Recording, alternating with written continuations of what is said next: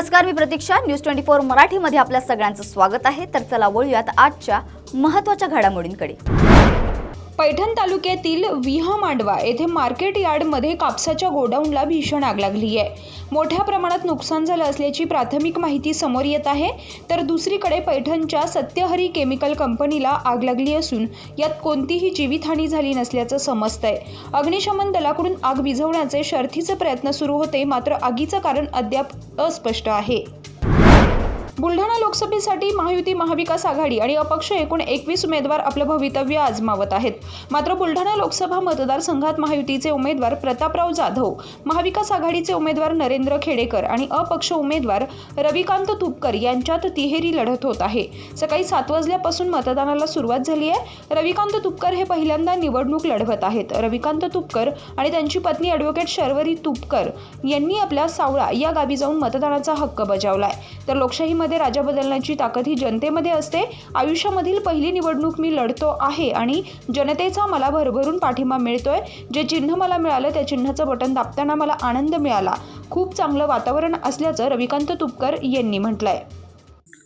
नाही, आज हा खऱ्या अर्थानं लोकशाहीचा उत्सव आहे, आनंदाचा दिवस आहे. लोकशाहीमध्ये राजा बदलण्याची ताकद ही जनतेमध्ये असते. आज बुलढाणा लोकसभा मतदारसंघातनं मी आयुष्यातली पहिली निवडणूक लढतो आहे आणि या निवडणुकीमध्ये जनतेचा मला भरभक्कम पाठिंबा मिळतो आहे. मी अतिशय छोट्या गावातून येतो. माझं गाव 400 मताचं गाव आहे. अतिशय छोटं गाव आहे, डोंगराच्या काठाशी वसलेलं गाव आहे. एवढ्या छोट्याशा गावातला मी एका सामान्य शेतकऱ्याचा पोरगा आज बुलढाणा लोकसभेच्या मैदानामध्ये उतरलेलो आहे आणि जनतेचा भरभक्कम पाठिंबा मला त्या ठिकाणी मिळतो आहे. मी आज मतदानाचा हक्क बजावला. जे चिन्ह मला मिळालं त्या चिन्हासमोर बटन दाबताना मला प्रचंड आनंद झाला. माझा ऊर भरून आला की ज्या चिन्हाचा प्रचार आम्ही गावागावात केला ते चिन्ह त्या ठिकाणी दाबून आज मी स्वतःला मतदान केलं आणि खूप चांगलं वातावरण आहे. जनतेचा प्रचंड पाठिंबा आहे. लोक चटणी भाकरी खाऊन स्वतःच्या घरच्या गाड्या घेऊन मिळेल त्या वाहनाने माझ्यासाठी प्रचार लोकांनी केला. जनतेचे उपकार मी मरेपर्यंत विसरू शकत नाही. जे प्रेम मोठमोठ्या राजकारण्यांच्या वाट्याला आलं नाही ते प्रेम माझ्यासारख्या छोट्या कार्यकर्त्याच्या वाट्याला आलेलं आहे. मी लोकांना काहीच देऊ शकत नाही, पण चळवळीमध्ये जो 22 वर्ष संघर्ष केला त्या संघर्षाची मजुरी देण्यासाठी लोक आज खंबीरपणे माझ्या पाठीशी जनता उभी आहे. कोण कुठं प्रचार करतं आहे मला माहीत नाही. जनतेनेच ही निवडणूक आता हाती घेतलेली आहे आणि जनता ज्या निवडणुकीमध्ये जनतेचा विजय प्राप्त होणार आहे, माझा म्हणजे जनतेचा विजय प्राप्त होणार आहे. जनतेला आव्हान करतो की लोकसभा निवडणूक ही देशाची भवितव्य घडवणारी निवडणूक असते. देशाचा प्रधानमंत्री कोण हे आपल्याला या मतदानाच्या माध्यमातून ठरवायचं असतं.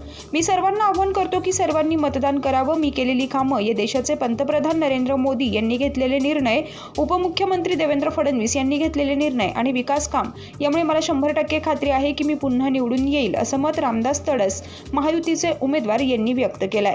मी आज या ठिकाणी देवळीला, माझं जन्मगाव आहे, त्या ठिकाणी माझं मतदान आहे आणि मी आता मतदान केलं आहे. जनतेलाही आवाहन करतो की लोकसभा निवडणूक ही देशाचं भवितव्य घडवणारी निवडणूक राहते.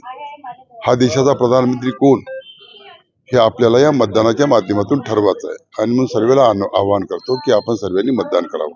काय वाटतं साहेब, विजयाचा विश्वास? मला 100% विश्वास आहे. गेल्या 10 वर्षाच्या कार्यकालामध्ये माझा जनसंपर्क, मी केलेले कामं, या देशाचे प्रधानमंत्री नरेंद्र मोदींनी घेतलेले निर्णय, या महाराष्ट्राचे उपमुख्यमंत्री आमचे नेते देवेंद्रजी फडणवीस यांनी घेतलेले निर्णय आणि विकासाचे कामं या देशात आणि विशेष म्हणजे माझ्या लोकसभा मतदारसंघामध्ये नितीनजी गडकरी यांच्या माध्यमातून झालेले नॅशनल हायवे रोड आणि विकासाचे कामं, यामुळे मला 100% पूर्ण गॅरंटी आहे की मी पुन्हा तिसऱ्यांदा निवडून. नागरिकाला आवाहन करतो की आपलं मत हे देशाचं भवितव्य घडवणारं मत राहते. विकासाला आपण मतदान करावं. जो विकास झाला 10 वर्षाच्या कार्यकालामध्ये त्याला मतदान करावं. हा देश विश्वगुरू बनावा, याची अर्थव्यवस्था 3ऱ्या क्रमांकावर यावी, पुण्या देशाचे प्रधानमंत्री नरेंद्र मोदीचे स्वप्न आहे ते पूर्ण करण्याकरिता आपण सर्वांनी मतदान करावं. काँग्रेसचे उमेदवार डॉक्टर अभय पाटील मतदानाचा हक्क बजावण्यासाठी मतदान केंद्रांवर दाखल झाले आहेत. अकोला शहरातल्या सीताबाई कला, वाणिज्य आणि विज्ञान महाविद्यालयाच्या मतदान केंद्रावर ते पोहोचलेत. अभय पाटील यांनी सर्वांना मतदान करण्याचं यावेळी आव्हान केलंय. मी आज तर जिल्ह्यातील सगळ्या जनतेला आज पण मी आवाहन करेन की प्रत्येकाने मतदान करावं. तो एक आपल्याला महामानव बाबासाहेब आंबेडकर यांच्या संविधानाच्या माध्यमातून भेटलेला एक खूप मोठा अधिकार आहे आणि त्याच्यावरच आपल्या येणाऱ्या पिढीचं भवितव्य ठरते. त्याच्यामुळे मी प्रत्येकाला आवाहन करेल की त्यांनी मतदानाला यावं, ही एक विनंती करेल. पहिल्या टप्प्यातलं मतदान कमी झालंय आता नाही, बहुतेक आजचं जे एकंदरीत वातावरण पाहतोय मी, थोडंसं आज उकाडा नाही आहे, थोडंसं स्लाइटली थंडीचं वातावरण आहे.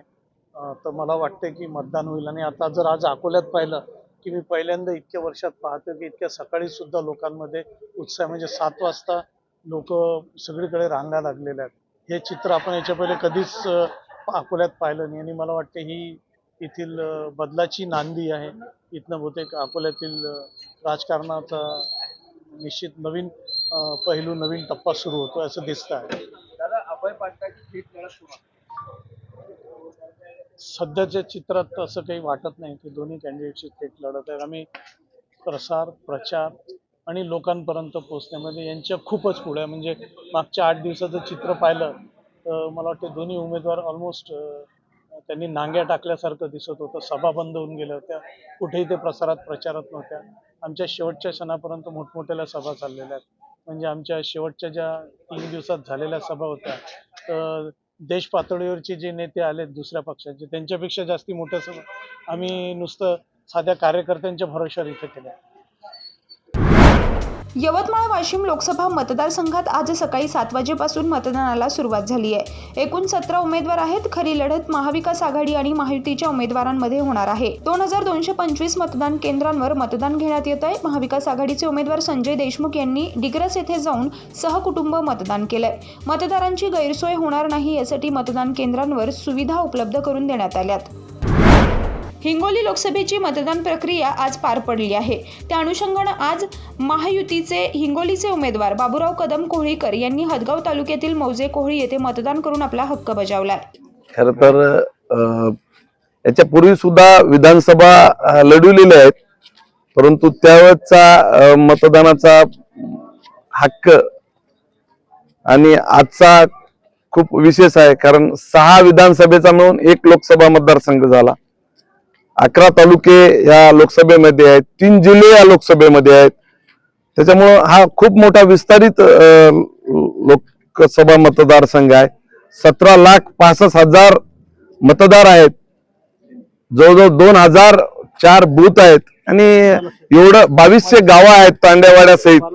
आणि हे फिरत असतेवेळेस खूप म्हणजे, आणि प्रचाराला फक्त मला 18 दिवस भेटले आणि 18 दिवस म्हणजे एका तालुक्याला 1.5 दिवस.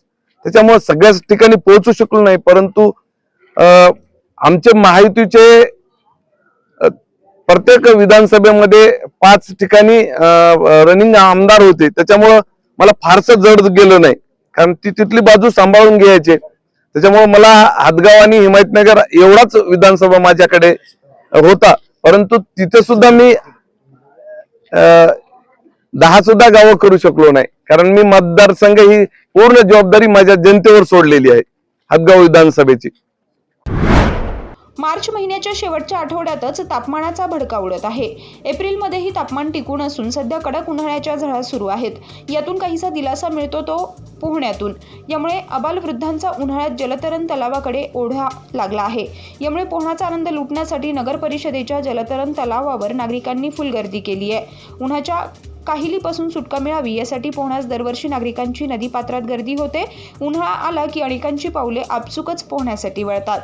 परदेशी स्विमिंग अकॅडमी पंढरपूर, पद्मावती तलाव, जलतरण तलाव पंढरपूर. उन्हाळ्याच्या सुट्टीचा आनंद घ्या.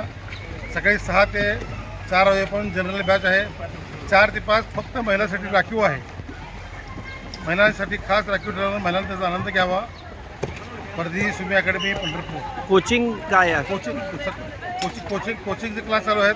सकाळी 9 ते 10, 10 ते 11 आणि संध्याकाळी परत 5 ते 6, 6 ते 7 लहान मुलांना कोचिंग चालू आहे. किती मुलं आहेत? आता सध्या 100 मुलं सध्या आमच्याकडे स्टार्टिंगचे आहेत. सर्व बॅच फुल आहेत. सकाळच्या बॅचला जागा शिल्लक आहेत. महायुतीचे तर या होत्या आजच्या छत्रपती महत्त्वाच्या घडामोडी. अशाच संभाजीनगरचे घडामोडींसाठी उमेदवार पाहत राहा चंद्रकांत खैरे न्यूज यांचे 24 उमेदवारी मराठी. अर्ज भरण्याआधी त्यांच्या आई वत्सला यांच्यावर औक्षण